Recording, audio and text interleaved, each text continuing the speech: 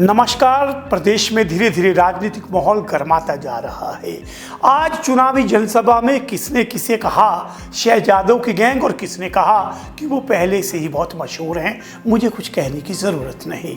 वहीं हमीरपुर में कौन है नया, अब सुखविंदर सिंह सुक्खू का हनुमान, और साथ में राजीव बिंदल ने किस तरह से साधा सुखविंदर सिंह सुक्खू की सरकार पर निशाना। जी हाँ, मैं हूं पंकज पंडित और आप देख रहे हैं समाचार फर्स्ट। पॉलिटिक्स बाजी में आज की पूरी जो पॉलिटिक्स में जो पूरे प्रदेश में घटनाएं हुई हैं, आज उनकी चर्चा हम करेंगे। सबसे पहले मंडी के रण में आज बहुत ही अलग सा एक दृश्य था, क्योंकि आज कंगना पहुंची थी रामपुर में, यानी विक्रमादित्य सिंह के घर में। वहीं विक्रमादित्य सिंह पहुंचे थे आज सरका घाट में, यानी कंगना के घर में, यानी दोनों एक दूसरे के घर में थे। जब घर में थे तो बात तो कहीं ना कहीं बड़ी होनी थी। किस तरह से निशाना साधा, सबसे पहले बात करते हैं कंगना की।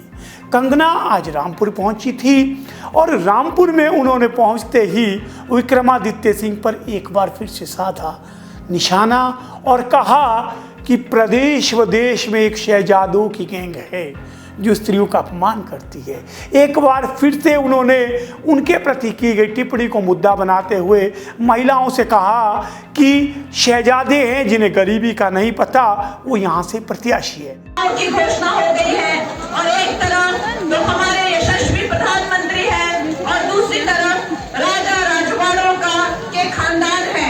चाहे दिल्ली में देख लीजिए, चाहे हिमाचल प्रदेश में देख लीजिए, जो कि एक तरह से हमेशा ही बहुत ही ज्यादा ऐशो आराम में पलने वाले, बहुत ही ज्यादा आराम और सुकून की जिंदगी देखने वाले, गरीब और गरीबों से जिनका कभी कोई वास्ता ना रहा हो, जिनका कभी कोई नाता ना रहा हो, ऐसी एक गैंग है जिसे आज पूरी दुनिया में शहजादों की गैंग कहा जाता है।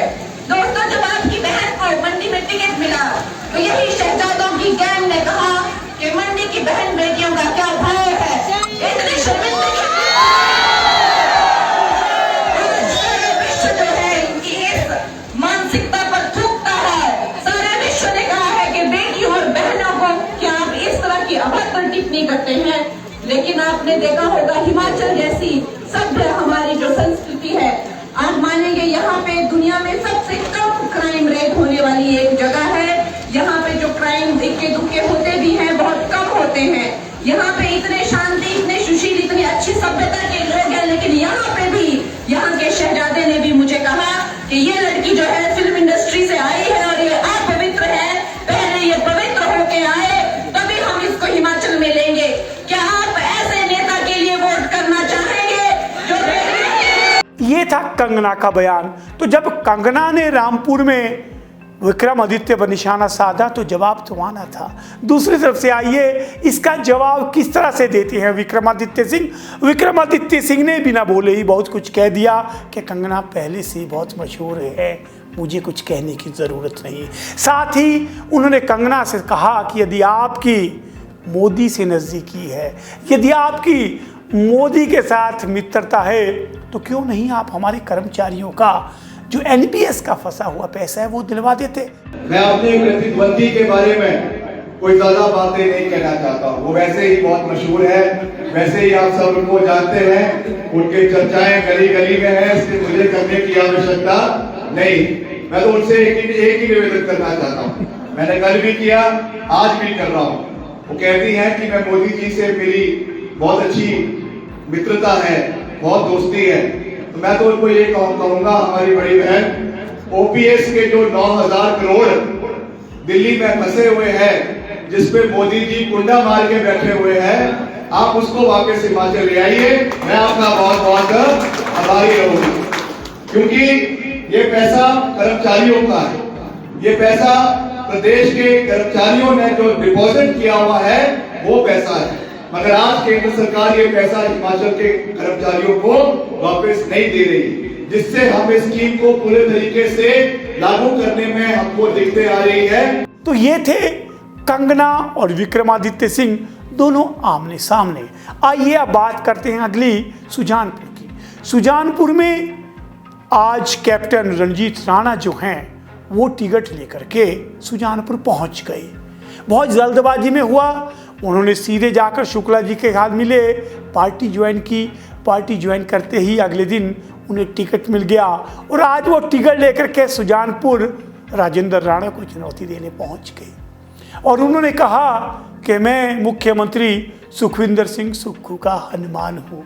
कभी धूमल के सुजानपुर के हनुमान माने जाने वाले कैप्टन रणजीत राणा जो हैं, अब वो सुखविंदर सिंह सुक्खू के हनुमान होंगे।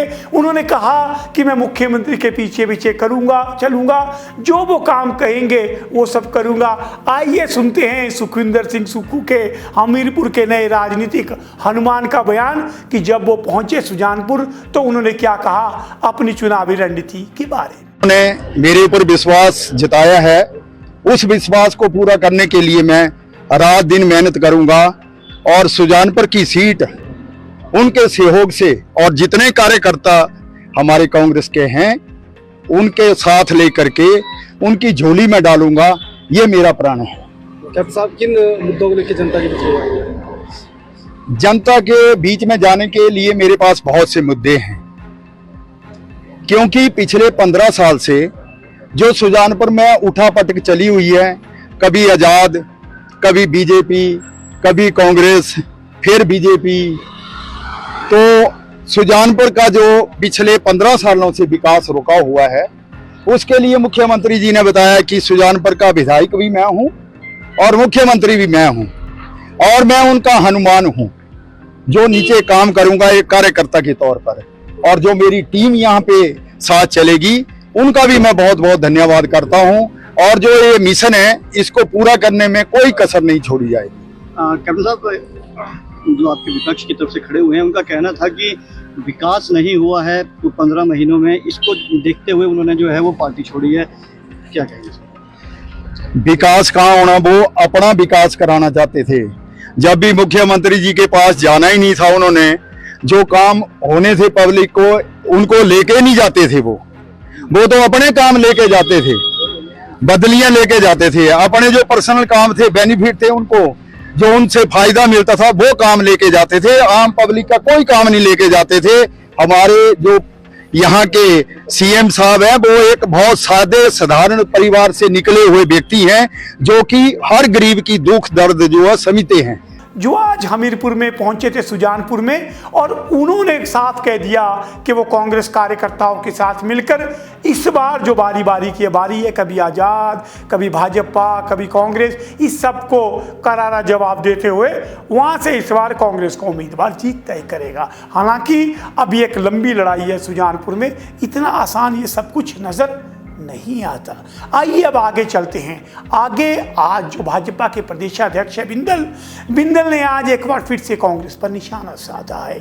उन्होंने कहा कि कांग्रेस कुछ 4 जून की मेहमान है। 4 जून को प्रदेश में कांग्रेस की सरकार बदल जाएगी। हालांकि हमें अभी भी समझ नहीं आया है कि बिंदल और जयराम का कौन सा गणित है जिससे ये सरकार गिर जाएगी, लेकिन चलिए राजनीतिक बयान है, उन्होंने कहा है तो उनका बयान बताना ये हमारा कर्तव्य है। वहीं उन्होंने सुखविंदर सिंह सुक्खू को घेरा है कि सुखविंदर सिंह सुक्खू सुबह उठते ही भाजपा को गालियां देना शुरू कर देते हैं। उन्हें चाहिए कि वो अपने 14 माह के विकास कार्यों पर बात करें। जगह जगह जनसभाओं में जाकर के एक भी शब्द, मैं इसको दोबारा से कह रहा हूं, एक भी शब्द अपने 1.5 साल के विकास कार्य के ऊपर नहीं बोलते हैं। और मुख्यमंत्री जी सुबह गाली देना शुरू करते हैं बीजेपी को और शाम तक गाली देकर के समय व्यतीत करते हैं। तो आइए अब आखिर में बात करते हैं कि कांग्रेस के 3 टिकट तय है। उन्होंने उपचुनाव के लिए 3 टिकट जो है कल घोषित कर दी हैं। विवेक शर्मा का चेहरा जो है वो सामने आ चुका है।